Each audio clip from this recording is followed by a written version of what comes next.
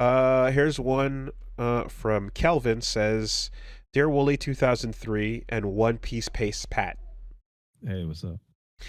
Last year I decided to read Naoki Urasawa's Monster based on y'all's recommendation, and I loved it. Oh, it's so good. Incredible story from start to finish, and I'm currently going through 20th Century Boys. Yeah, that shit's good too, and enjoying it as well. Recently, I was able to get my girlfriend to watch the 2004 anime, and while she really enjoyed it, she also had some minor gripes with supposed filler. She argued that anything not immediately progressing the plot was filler, such as vignettes and episodes that focused on side characters. I argued that filler was strictly non-canon material meant to pad out runtime so that the manga could catch up, and that the vignettes served as building upon the themes of morality and the value of human life being explored in the story. Also, I've been seeing sentiments similar to my girlfriend's from other people. It's difficult to tell how many people are media literate and can appreciate the medium beyond hype moments and aura farming. My question is how do you define filler in anime? Is my definition accurate, or am I off the goop? Okay, first of all, break up with your girlfriend Uh, immediately. As soon as you get this email response, do it. it's already too late. So second of all, filler in terms of anime was like extraordinarily clearly defined. Yep. As runtime bloat, be it characters yelling and screaming, or recuts, or flashbacks, anything that wasn't in the source material.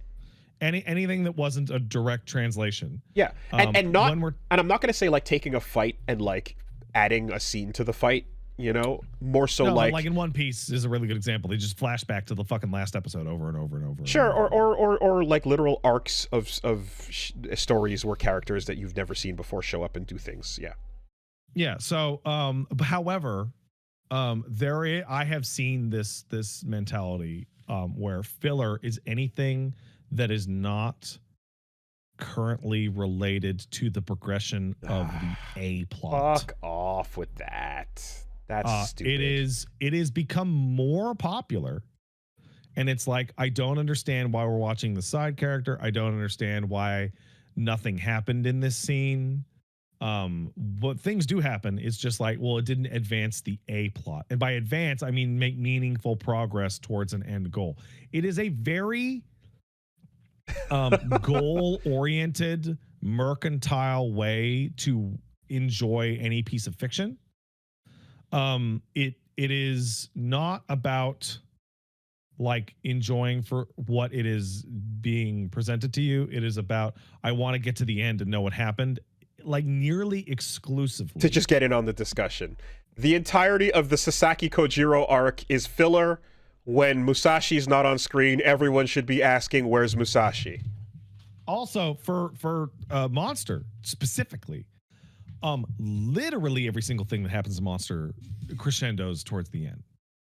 Like, I can think of one episode of Monster that has characters and themes that never come back, and it's the German couple that Tenya hitchhikes with to a castle about halfway through the series, and that's just a cute little thing about how he's traveling around. Everything else is building up to something. Oftentimes, too, there will be moments in stories where the author decides to use something that seems unrelated to the A plot to establish a feeling, a moment, a thought, a situation, a microcosm of something that the story is overall addressing in a larger way, and echo that again later, but it might seem irrelevant to you now, So there's a really good scene in Monster where Lunge is trying to figure out where Tenma is, and he's standing in front of a fucking mirror and goes, I'm a doctor, I'm Japanese, I'm a Japanese doctor named Dr. Tenma. And it's like a really fucking funny scene to us, and it lasts a while, and he doesn't get a revelation about it. He doesn't unlock like a fucking, oh, this is right. It's just like, okay, no, this is the fucking weird nonsense that Lunge is doing as he's trying to track down Tenma. He is a crazy detective, and he's willing to do all sorts of weird, stupid shit. And then that's the end of the scene. That's not filler. That's an important character detail that Lunge is nuts. He's obsessive. He's like a Javert. This is so crazy too, because it's not where I thought the question was going, because I thought it was going to be about the quality of the filler, because there's good filler and bad filler, right? It's No, a lot of people are like, if this does not meaningfully advance the core plot, I don't know why it's here. They want narratives of expository dialogue and forward momentum exclusively, which is really fucking boring.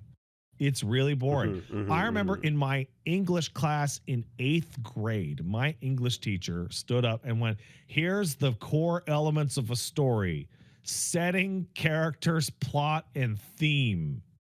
And we are increasingly getting into a weird like societal thing where plot is like massively overblown as the primary driver of all enjoyment in fiction. And that's like what all spoiler culture is, where it's like, oh, so and so dies at the end. Oh, you've completely ruined it for me. It's no longer worth watching. right, Well, right, what right, about right. the performances of the actors and the setting of the scene and the direction and the music and the experience of enjoying the story? Yeah, you are. I'm looking at what the fuck? Last of Us season 1, episode 3. You know that really great episode of it. Long time. That's all filler because it's not in the source material. It's quality filler. It doesn't focus on the main characters. It just serves as something to establish what's happening in this world, and it does a better job of Like, that than force the your original girlfriend to material watch did. Blue Velvet, a movie I don't even like. But it's a good example of David Lynch. There's technically a story in Blue Velvet. It doesn't matter. Blue Velvet is about the weird emotional state that you live in while watching Blue Velvet, which is like this kind of like low level threatened anxiety and confusion the whole time. I personally didn't enjoy it very much, but it's still great. And it's a great movie, right? Like, the plot is like, to Lynch, the plot is like an excuse to do weird character shit forever. Sure, The sure. plot is like nearly immaterial. Yeah, I often shit on Wild at Heart, and it's not because the events of what unfolds in the movie I don't remember at all. I just couldn't handle Nick Cage's performance. So, So I'll anyway. tell you one thing. Hmm. I can handle any Nick Cage performance. And in fact, I welcome any Nick Cage performance. When he's good, he's great. When he's not, he's great. There's times where I just like something hits you a little bit like, okay, that was immediately like, oh, Jesus Christ. Okay, hot take on a cold take on a hot take. All right? Yeah.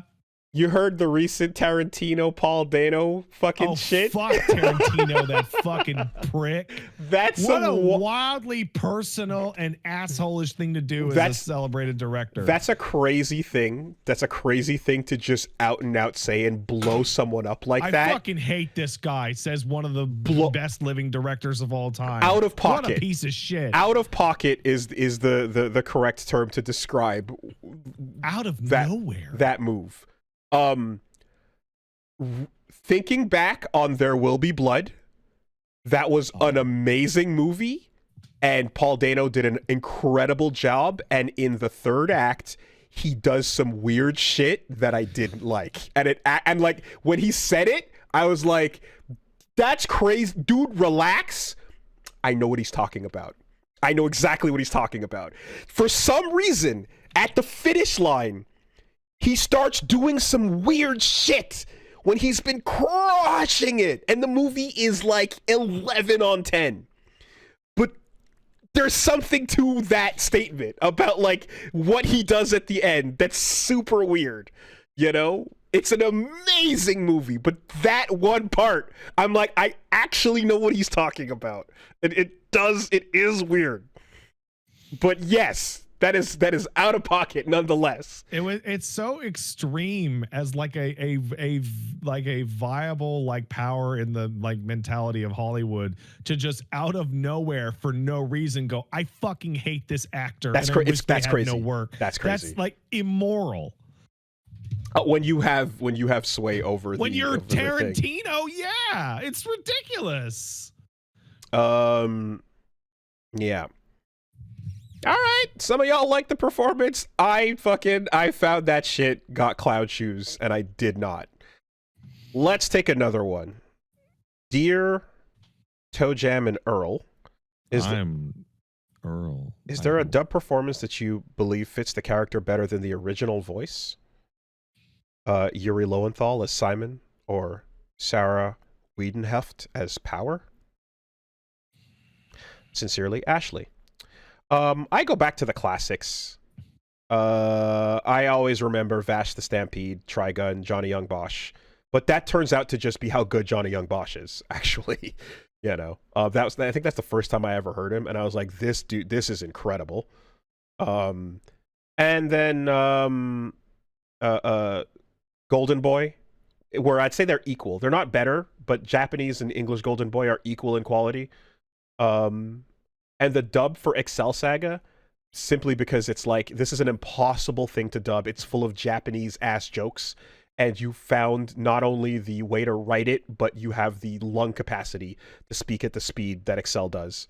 Those stand out as incredible dub jobs. And this is dating myself because I'm talking fucking anime from the 20 years ago. I don't like Grandma Goku. Sure. I think Sean and Vegeta are fucking way better than the Japanese Dragon Ball voices. There's a lot of women that voice like kid protagonists in anime that work really well, you know, Naruto and Gon and stuff like that. Well, actually Gon, I'm not sure. I think I just pulled that out of my ass. But with Goku, as he gets older and becomes more and more of an adult, it becomes pronounced and extra silly over time. But yeah. Sure. Yeah, that's the one. Everything else that I'm thinking of is like stuff that I'm like, no, it's equal. Like I could watch Foolie Cooley in either language. I could watch Cowboy Bebop in either language. I could watch, you know, all these classics. Cromartie. Cromartie's a really good example. Cromartie. I don't watch a lot of anime anymore. Or you know, stuff that's dubbed or subbed in general anymore. It's nice that it's at least at parity for a lot of it. Yeah, I'm really curious to see if Chainsaw Man animated like is at all what I hear in my head when I was reading through it, because I don't have sounds associated with the characters yet, you know. Anyway, all right. That'll do. Okay. Right. Last quick one. One more? One last one. Yeah, fuck it. Dear Thomas Wayne and Jonathan Kent, with all the content, statements, and opinions you've put on the internet over the years, what are you most worried about your children finding when they're older? Nothing. I'm not worried about shit. Not even a little. I'm sure if me being too thirsty in Hades is not somewhere in an unfortunate highlight reel, there's probably some titty fighter we played on FNF years ago where I don't remember how it went. Maybe. I don't know. I'm gonna say some titty fighter from like 8 or 9 years ago on an unfortunate Scrub Lords. Mm-hmm. That one. Yeah, sure. I'm not too worried about it. Like genuinely, I don't like. No, not okay. I mean, yeah, like no. If anything, I'm fucking like, oh, what? I'm gonna be embarrassed in front of my child. What? It's gonna be today. As a serious answer, get the fuck out of here. If anything, my kid's gonna be hilarious. She's gonna if my kid ever pulls like, Dad, I found some cringe stuff you said. I'm like, yeah, I changed your diaper. You know, I knew you since you was a little baby. You don't know what I'm, you know, etc. Yeah. What? It's, hey, Dad, I can't believe you liked this anime. It sucks. Like, no, I'm sure there will. I'm actually way more afraid of the other thing. I'm afraid of like, Dad, I found this like ancient band from the oldies. It's called Linkin Park. You ever heard of it?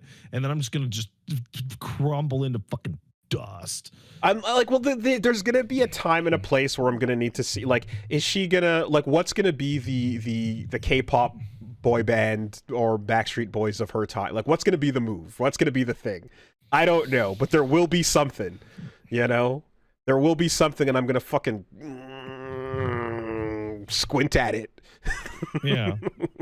With my fucking Leroy, my gray dreads, and you know, I don't know. You know, I recently saw a study that broke down music appreciation, and that it basically broke down that across all age ranges, appreciation of music peaks from the age of 17 to 20 and dramatically drops from the age of 34 onwards. Yeah. Mm-hmm. Man, they used to make really great music, but back when I was 20. But I also saw something. I also saw a discussion where a bunch of Zoomers were like, "Oh, but actually, our generation's music does suck. You guys had some better shit." Legit. Yeah, that is crazy. There is a bunch of Zoomers that are like, no. I'm listening to your older shit, and you know what? It kind of slaps way more than our shit does. And you might have been able to hear that from Gen Alpha if they knew how to type words into a keyboard. No. Or spell their names or tie their shoes. All right. And I know what you're saying, Pat. Don't you mean like I was in Gen Alpha, like 10 years old? Yes, the kids can't read. And they'll be catching shade for the rest of this podcast. Oh, that's right. Oh, this new generation. Oh, the kids got no respect for their elders. Bye-bye. 6-7.